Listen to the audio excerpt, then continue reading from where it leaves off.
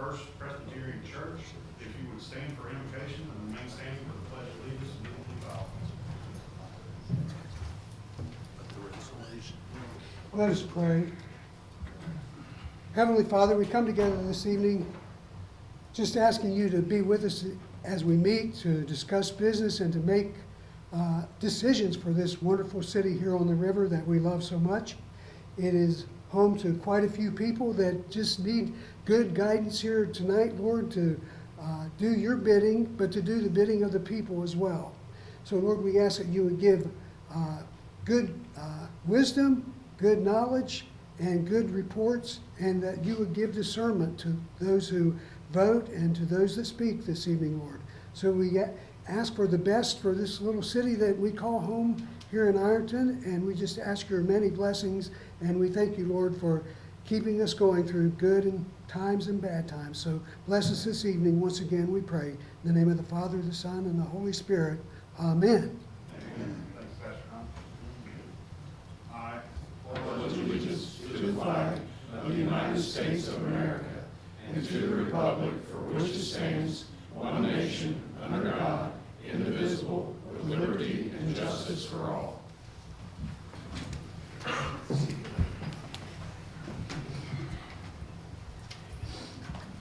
roll call, please, Mark.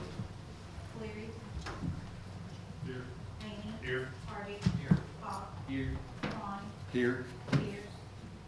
Yes. Carried.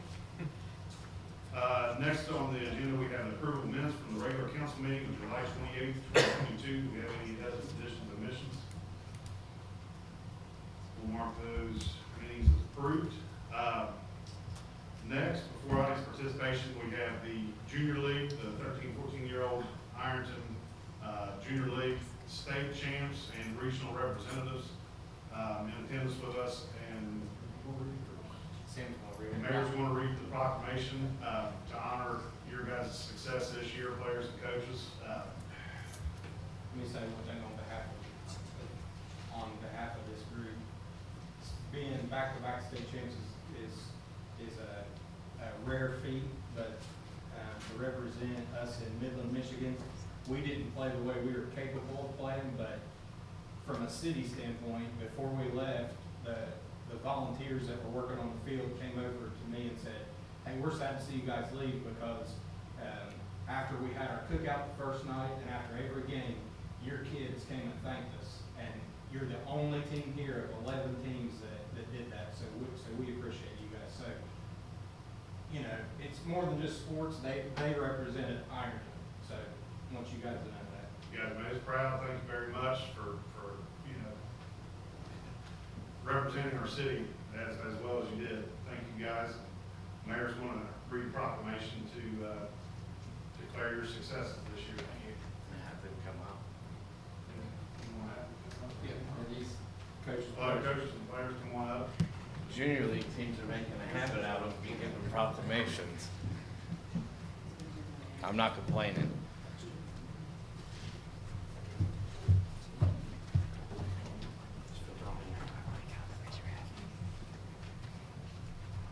Make sure you're in front.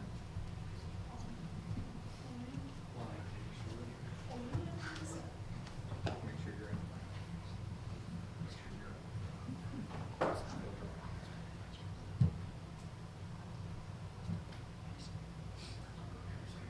You guys ready? Yep. All right. It's with great pleasure as the mayor of Ironton, state of Ohio, to recognize outstanding achievements. And the Ironton Junior League team dominated state tournament opponents by outscoring them 53-7 and defeated Cuyahoga Falls 12-1 in the state championship game on July 20th. And manager Johnny Hughes led the 2022 Ironton Junior League team to state championship victory. We recognize City Councilman Craig Harvey and Coach Craig Harvey, along with assistant coaches Scott Meadows, Jason Filial, and players Carson Akers, Drake Bundy, Tyson Harvey, Jacob Hughes, Braden Lynn, Bryson Mullins, and Beckham Waginger.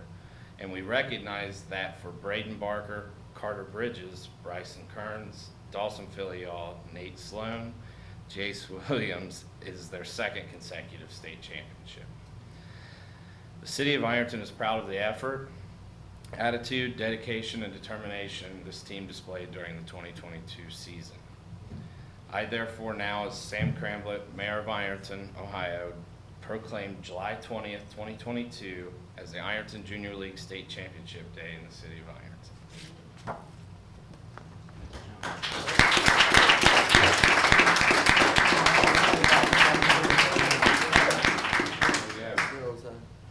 Gotta give it to someone. That's a wrong one. It's Don. June. Pass it around.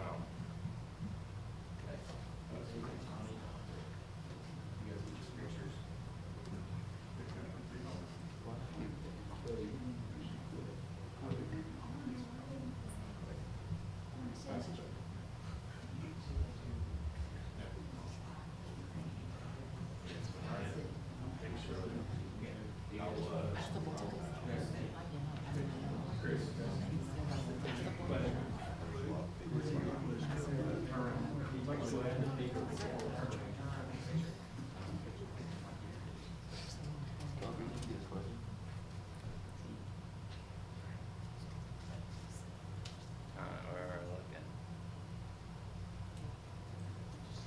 Got it.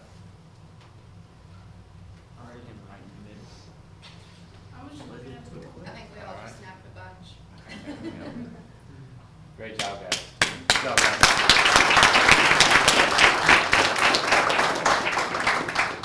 There's you guys, anything else?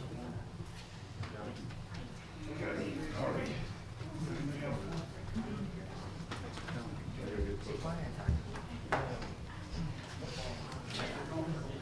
Once again, players and coaches, congratulations, and thank you for representing our city as well as you did. We really appreciate you, and good luck. And you guys get ready to start football, most of you guys, so go out there and do the thing on the football field. Actually, about Thank you all. 5 minutes, right? Appreciate it. That's what we're all saying. One to the next, guys, one to the next.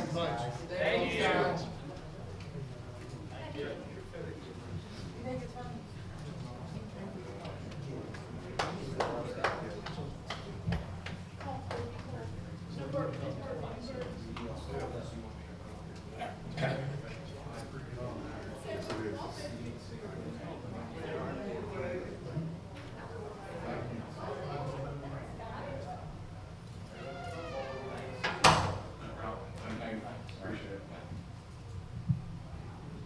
Okay, moving on to audience participation this evening, we do have an invited guest, Dr. Jengus, from LEC, here to give us a quarterly update. Thank you, Mr. Chairman and Councilman. Everything keeps moving well.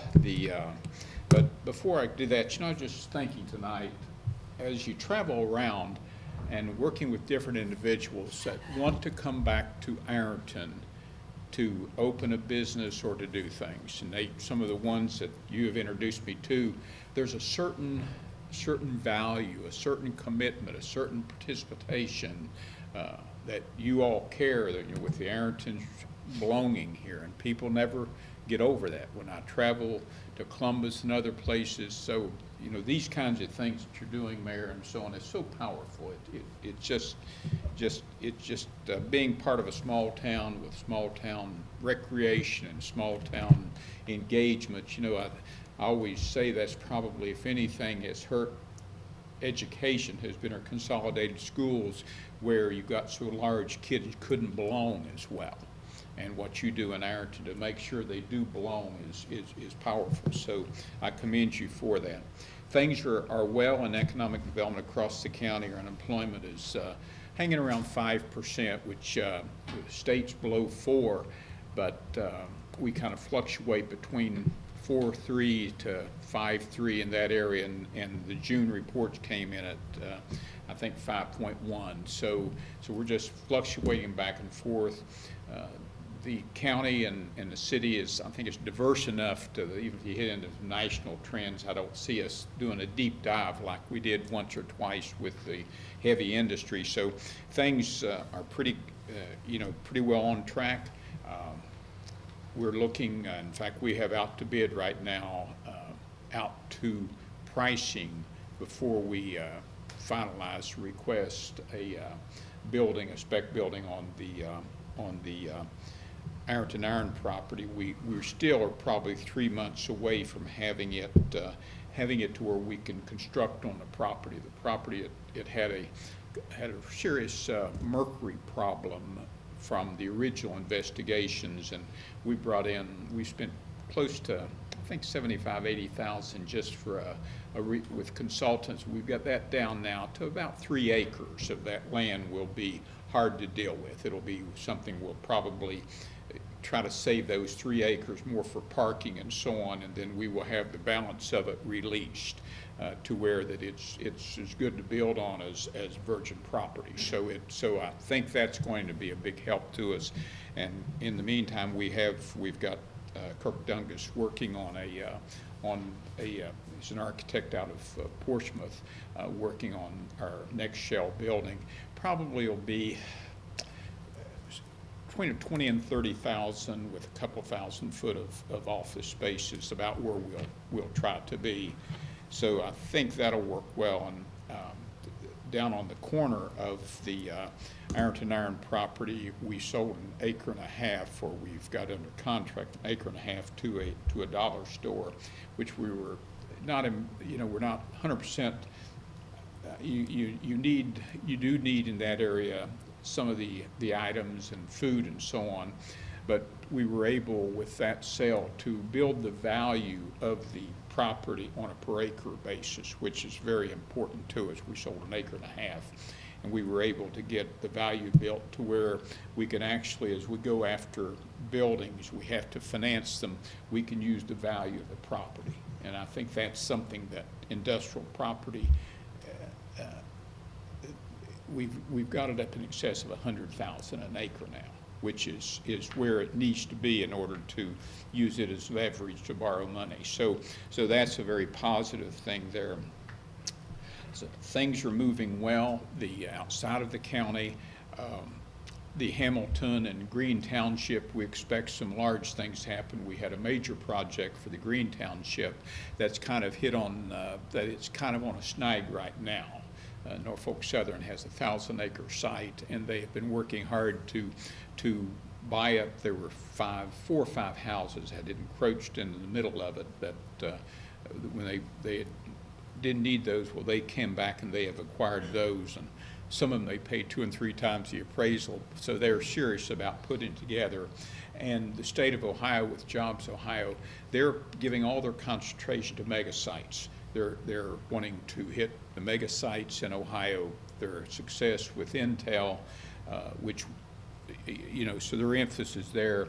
And the only, in southern Ohio, the only real mega site, 1,000-acre site, is the Norfolk Southern. So it's getting a huge amount of attention, a lot of Jobs Ohio efforts going into it.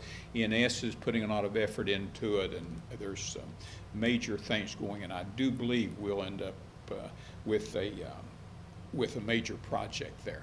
It's been somewhat troubling because NS wants it to be a heavy rail user. In today's world where you've got automotive and you've got batteries and you've got different things, they're heavily truck users. And so we have to come up with a company that will steel, aluminum, something, even some of the heavier parts in the auto industry. So I think it will be something that will have a heavy rail use. So that is moving well. We're looking now, the state of Ohio, and under leadership of Governor DeWine, has appropriated $500 million, $500 million to put into the 32 Appalachian counties. And over the years, we've always we've been very fortunate with Ralph Klein and others. It's been very fortunate to be able to get our share, probably better than our share. And so we're working for projects on that. Probably the first big project that we'll go after will be, in Ironton. So it's one related to the sports area, and so we feel that is anything in the area of travel and tourism. When you look at manufacturing, you're just manufacturing widgets and sell them to the other parts of country or world to bring their dollars into here. Well, travel and tourism is just as good. If we can bring those dollars into Ironton and the local community, they'll be flipped over anywhere from 3 to 7 times. So the key to it is get dollars from other parts of the country. So if you have things like the Wizard Fest, which is coming up here in a couple weeks, and these kind of projects are powerful because they do bring a lot of people in here that is and spend a good bit of money. We feel the sports facility will do likewise. We're looking at the old DT&I Railroad to try to build that into a trail that ties Ironton and the gateway out to the Vesuvius and beyond. So there's a lot of things in planning, and I do think that Lawrence County will score well on that $500 million. One of the planning grants that Ralph and I have been looking at has been looking at the Deep Cut Road site to try to see if we can develop more in the retail side, because Ironton's desperate for retail. The county is desperate for retail. We're losing too much to other sides of the river, and you don't get the local sales tax or the state sales tax. So a lot of these efforts are going on, and as a whole, the county is doing well, and the city is doing well. In the housing side, we still have planned 35 to 40 condo units on the river. Had a nightmare of problems on the site when we had filled it. We had never gone ahead and had it actually moved off of the floodplain map. So even though it had been brought up above the 100-year floodplain, the map still showed that it had not.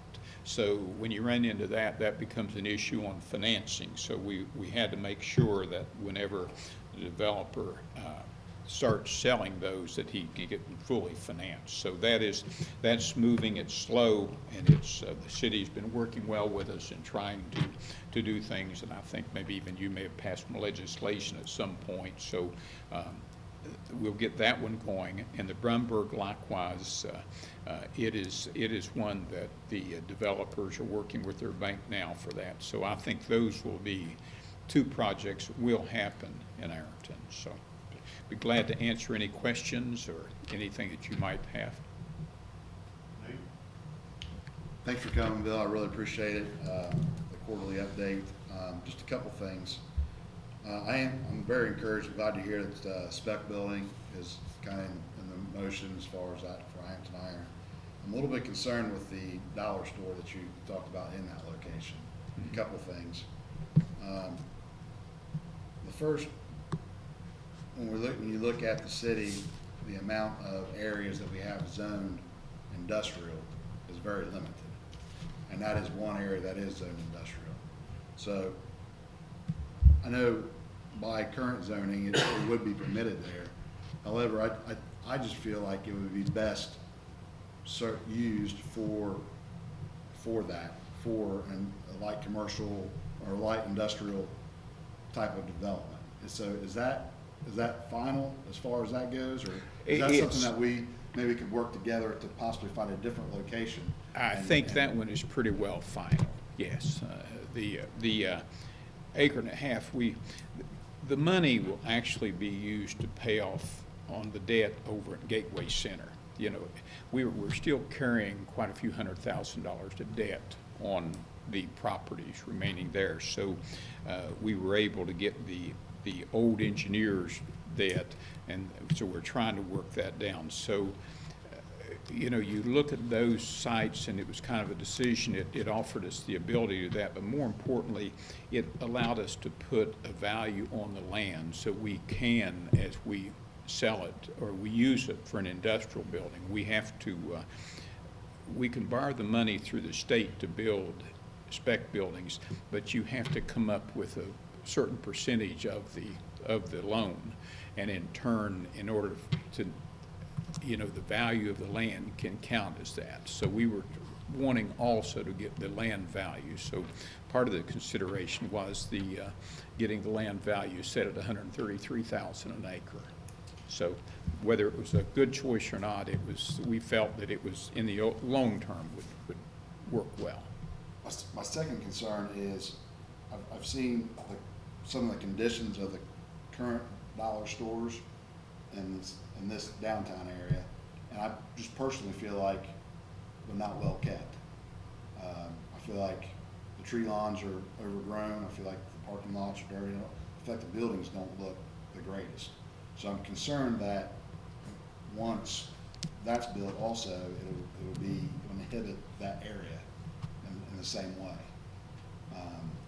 So I just didn't know if there was something maybe we could work together on to maybe, you know, I like business, obviously, new businesses and new jobs, but if we could work together to maybe help this business find a different location, if we could partner with you to do that. Yeah, they've put huge amount of resources into the site and doing a lot of surveying and doing all of the Alta surveys and everything, and so they have invested a lot of money. To make a change now would be very, very difficult to make a change. Plus, two, coming up with an alternative site on the 3rd Avenue. This one is actually, this particular building was actually marked for Cold Grove. And because we've got a good dollar store here in downtown, and it's a high volume dollar store. Again, the maintenance could be better, but it is high volume. And Cold Grove, there was just no site around the exit, and we started up 3rd Street looking for a site, and as much of that's in the floodplain as you first start up, which I was wanting to try to clean it up, and it was too low. And literally, this was the first site that was available that they could qualify it as part of their Cold Grove offer. So we, we made on this. We would have liked to have had industry and et cetera, but this one really met all of our purposes of setting the value of the land. We will be very cautious in the future of anything there that's not industry or trucking related or some type of supportive. We've got a lot of interest right now in trucking interest for everything from truck maintenance to different things. We have shortages in truck maintenance and truck washing and truck issues. So.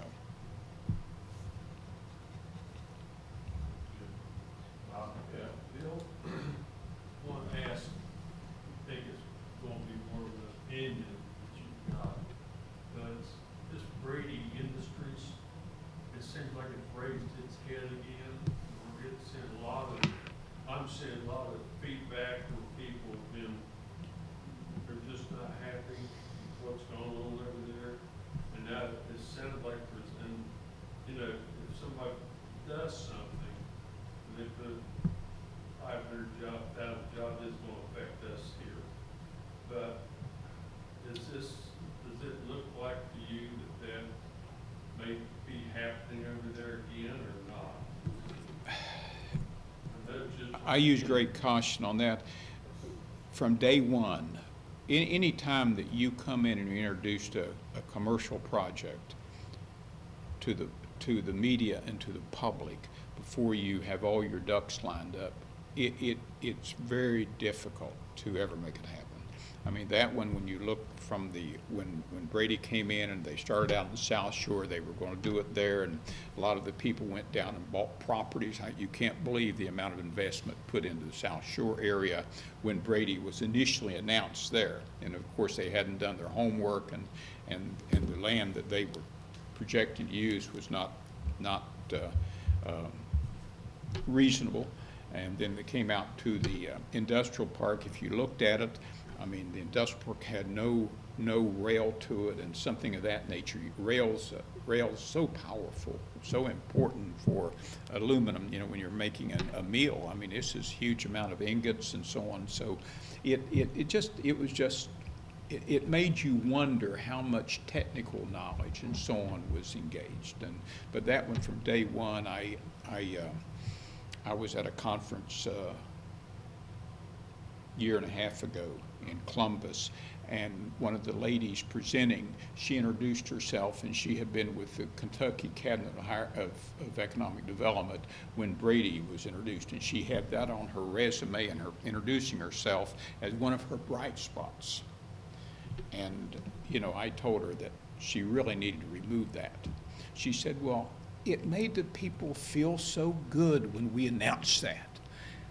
You know, and I said, you destroyed a lot of lives when you announced that, because people put a lot of life savings into it. And those people who put small amounts of money, I think they're gonna get a third. I think the stock that was bought was going to be returned at 30% or something, and then those who put 175,000 or more, they basically, who knows where it will be. So, Bob, I don't know. I mean, this one's been around. It's awful hard to make a project when it hangs around too long. I mean, I personally, LADC personally, we've never invested a penny in any of that, and we don't have a problem to help with other things, but that one is still concerning. It's still very guarded. I would say I would not want to. I wouldn't count the 500 or 600 jobs yet, and I hope that will happen. And the people that we're heavily involved in the Angel Fund, and there's a number of them that really are assuring me that it's go. But these projects are hard to do. I mean, timing is tough. I mean, it's with it's like. We were able to bring engineer profiles in out of Columbus, and we believe that when Intel gets into Columbus, it'll be one of the greatest things for Appalachian Ohio. And we plan to be going after the companies who are needing to expand or to do things, because the Columbus market, when you pull out 3,000 to 7,000 people, and your average salary is $136,000 on the average salary, it's going to be difficult to get employees there for expansion. And I think that just like engineer profiles, when they came in, they brought their Columbus salary schedule with them, so that people starting out in the low 20s and getting up fairly quickly to better numbers. But the answer to that one, I know about as much as what I read in the press, which is dangerous for me. Thank you. So, anything else? I got a couple things. First of all, appreciate your time, Dr. Davis. Thank you for coming and giving us your quarterly update. First thing, is there any updates on the Brumberg building? Do we have, I know we talked a long, it's been about 6 to 8 months ago. Yes, and at this point, we keep hearing that as of preparation for this meeting, I was assured that, that they're waiting on the bank and the financing of the work. And they're speaking of 17 possible condominiums in it. And I guess they're going to depend on the city to help do some things on better improved parking and some things there. So, but I really believe that is going to go. It has a new elevator in it. It has a new roof on it. It has all new windows. It has the structure to where someone could put condominiums there now, or even if they won't sell as condos, even as apartments. I mean, the parking is always the hassle when you're in downtown, and we're hoping that the parking garage that you've heard about, that it's getting some feet under that is one that Ralph has worked so diligently on, and some very positive things have happened. So, but parking in downtown is going to be critical for all of us. So do we need to go ahead and start working on because we've thrown around quite a few ideas about expanding parking spaces. Yes, please. Yeah, Parking is. I've worked on it with Ralph and Kevin already. They've got that. Okay. Yeah, so that would just bring it to you, and if they're okay with it, to do the easement. Right. Good deal. And the work on the riverfront that the mayor and everyone's working on to try to really turn it into, I just think that if you look back 10 years where Ironton was, where it is today, it is so much farther down the road. And if we talk about going that same thing 10 years, and I know it feels like it goes so slow, but I think in 10 years from now, you'll see a complete different town. today with the ARC committees, Ironton is one of the 2 towns in all of Appalachia they say has improved in the last decade. So you may not feel it, but you are, and I'm sure with the mayor's partnership and so on, you're getting a lot of attention. Good news. It doesn't always make the cash register ring though. Right. You know. But as long, I guess any attention's good attention, right? You said you had 2? What is it? You said you had 2 questions. Yeah, 2 more. With the Appalachian, $500 million, is there anything that we can do as a council, as a city, to basically give us a better opportunity to receive more funds? Is there, do we need to maybe start phasing out some projects that we may have in mind? Is there, in your opinion, is there something we can do to make ourselves more appealing for these funds? Our problem is they've not put out the guidelines. So we don't know what they're really going to ask for. I mean, they were supposed to, we had understood that they would have been out July 15th and that the application would be coming in at the end of August. Well, they're not written yet. So they have hired extra staff to try to work through that. And the answer as far as positioning, yes, there'll be a lot of things we may be asking for you all to, in resolutions and like, the biggest thing that we believe is that they're going to require some type of regional impact. And that's why we talk about the DT&I trail, where that we can talk about beginning at the Gateway Center and going to Vesuvius and on up to Jackson, on up to Oak Hill and Jackson and cutting over through Pike County and try to talk about the old DTI trail as a regional thing. And then, I think there would be some projects possibly on the river where that we can do something with the riverfront here and do it as a Huntington, Ashland, Ironton, or the villages, and there to make it regional. That regional's tough. It is hard to do things, and I always am concerned when you use the term regional that you'll have those universities or regional development agencies or those people coming in and proposing regional. But we've been assured that they are going to go to the local community. But the answer we may be asking from resolutions so on, Ralph he's probably when it comes to grants, he's very near genius level. He's got probably definitely the best record in Appalachia and one of the best records in the state of Ohio. And whatever we put out, I think that will go well. And they have the sports center, they have verbally said that is a regional impact because these are traveling teams. This is not a local impact. This is a regional impact. So that is one of the reasons that we believe that has the potential of getting legs under to meet the qualifications, whether you get funded or not. But meeting the qualifications will be the challenge. Is there an expected date for the guidelines to be released? A month ago, really.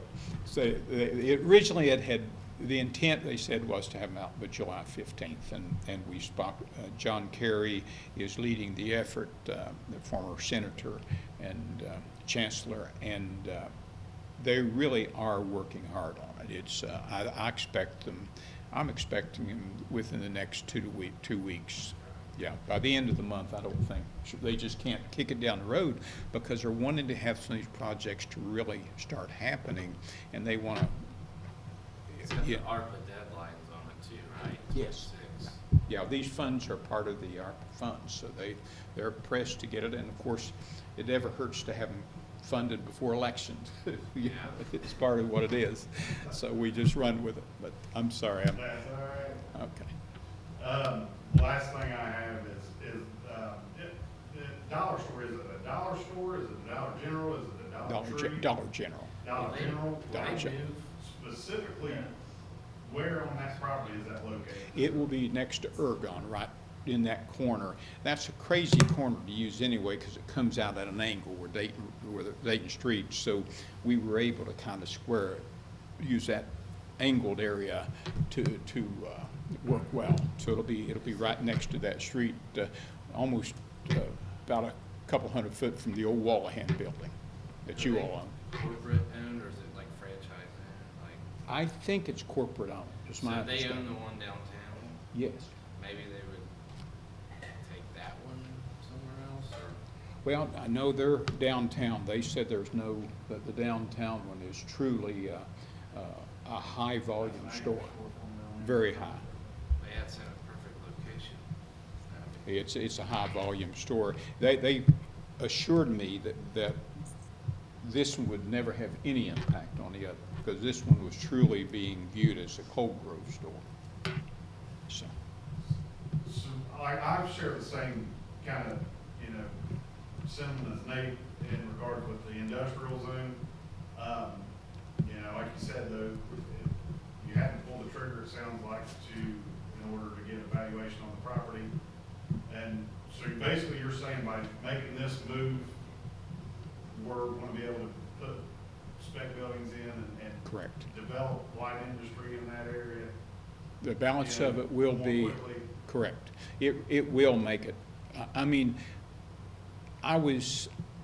it would be challenging to have gotten more than a 50,000 an acre valuation on that property because of its history and some of the other sales that's happened in that end of 3rd Street.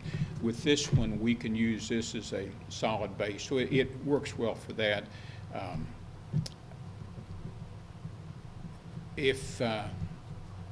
I don't see anything else going into retail there. So we're Now, gonna focus- it will be service, there may be, if it's truck service or, because there is a big need in this county for truck work. So that would be that and even a truck wash. I think a RV vehicle truck wash for heavy units, and those are high, $100 washes and so on. I think that is something that I would try to recruit, would be the nearest, but I want to have mostly logistics and manufacturing, some light manufacturing. And so, we'll be putting these buildings on what we call LoopNet, will be our main advertising. So we put it out over the country on a database, and it usually works well. And is there any expected date for the spec building to be completed? The actual spec building we'll get it out to bid. My goal is to have it out to bid before the end of the year. That's the goal. If that happens, then construction could start with the next construction season. But it's just hard to get. If you try to build things during the winter, people just bid extra money for not knowing. So our best thing, we think, is to look at it as the next construction season. And it takes one season to build a spec building. And the day that we let the contract, we'll start marketing it so that we will have a tenant. And our hope is always that they will want you to do some modifications during construction so that you're ready to move in. Normally, construction is a 7-month, 8-month process, but the last spec building we built, it was 11 months getting the actual building package in. It's come down now to less time, but I don't want to promise. It seems like one day it's garage doors, the next day it's HVAC units, it's just crazy, this market and supply chain. But our goal is to have it ready to have bids awarded and ready to get going with the new construction season. And we will probably try to put a 7 to 8 month build time subject to delivery issues. Awesome. Thank you. Nate? Sorry, I have one more follow-up question. I don't think you were in here. We had a finance committee meeting. We talked about possibly developing a business license for businesses inside the city, not to be a financial burden, whatever, but just to be able to make sure they're going through and securing proper approval for zoning, registering with the income tax department, and so forth.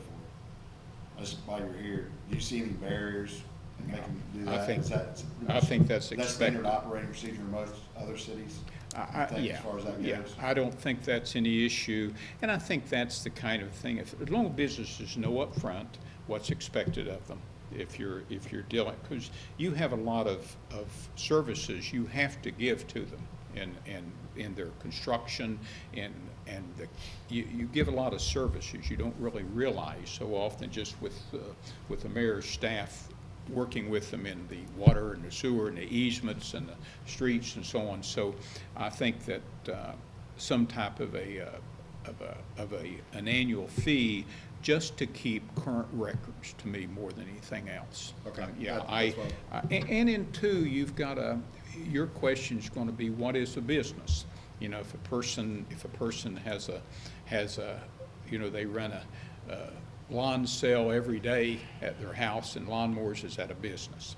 You know, if they've got a food truck, is that a business? And I think that's going to be your, as long as it's equitable, everyone gets treated equally, I don't see that as an issue.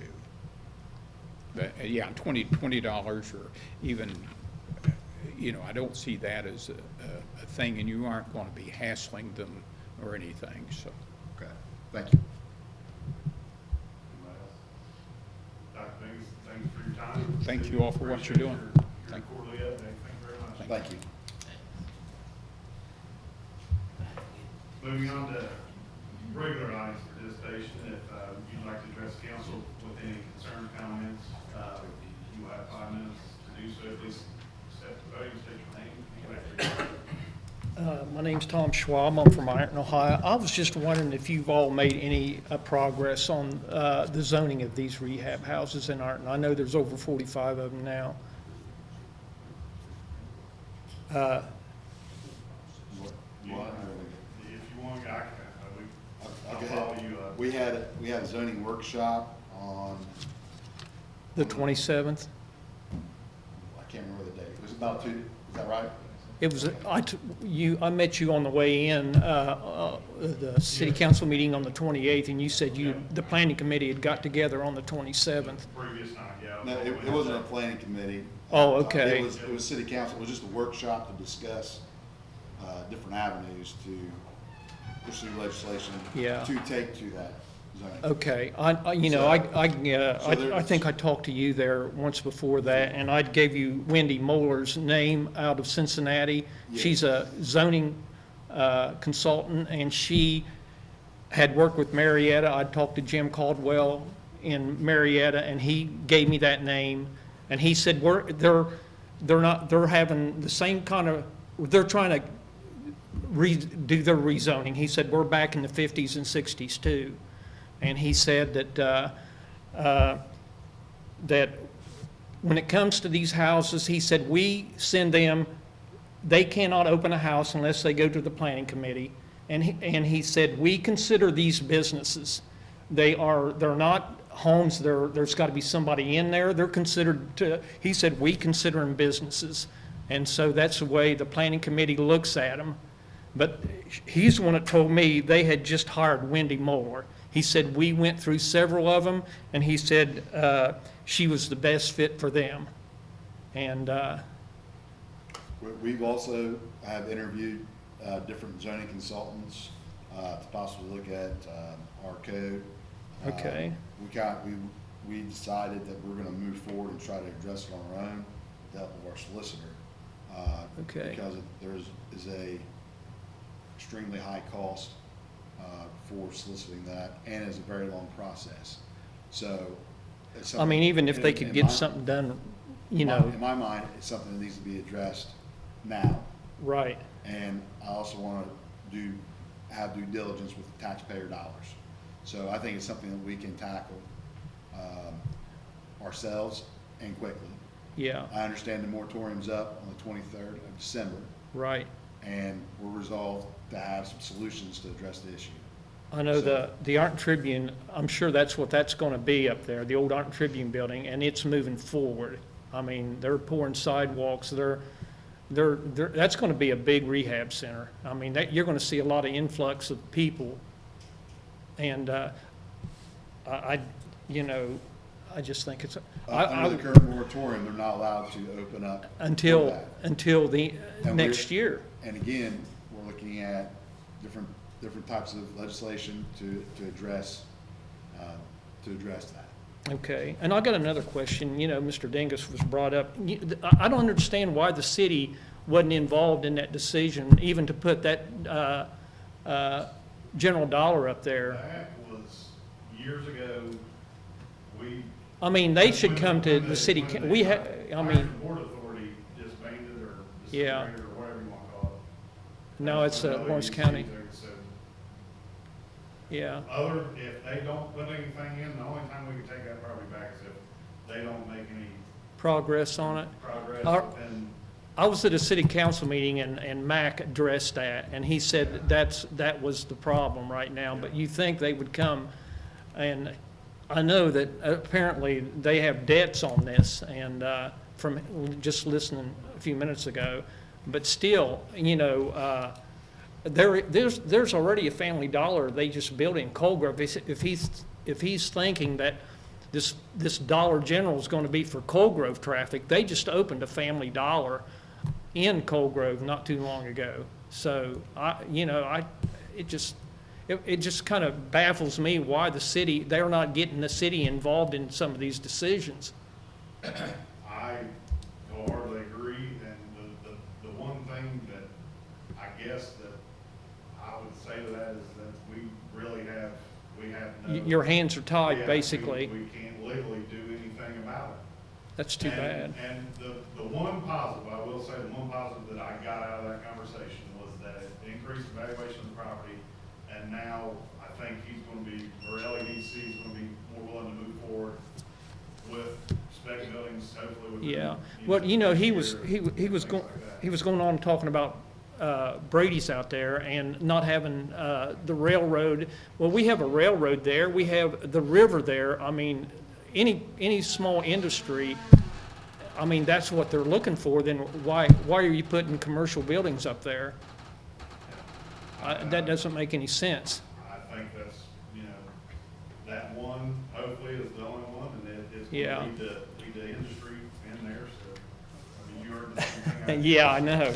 But Okay. one thing I do want to tell you, hopping back to the workshop that we had, is in the 2.5, 3 years, whatever, however long I've been on council, that was probably the most productive hour and a half.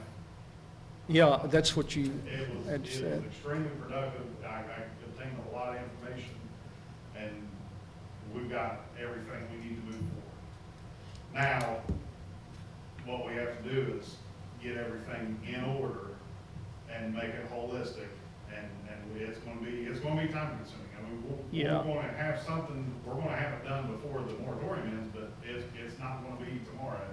I will say that. It's gotta be a holistic approach. If we don't get this done right, then December 24th, Yeah, the door's It's- gonna be wide open. exactly, You know what I'm saying? So we exactly. wanna make sure as a whole, that we have all loopholes. what I don't understand is why they don't make it so, okay, if they're bringing in other people from different areas, why the courts don't make sure they get back to those areas? Even in that ordinance, it said the overdose rates increased and so has the homeless population. And you can tell that.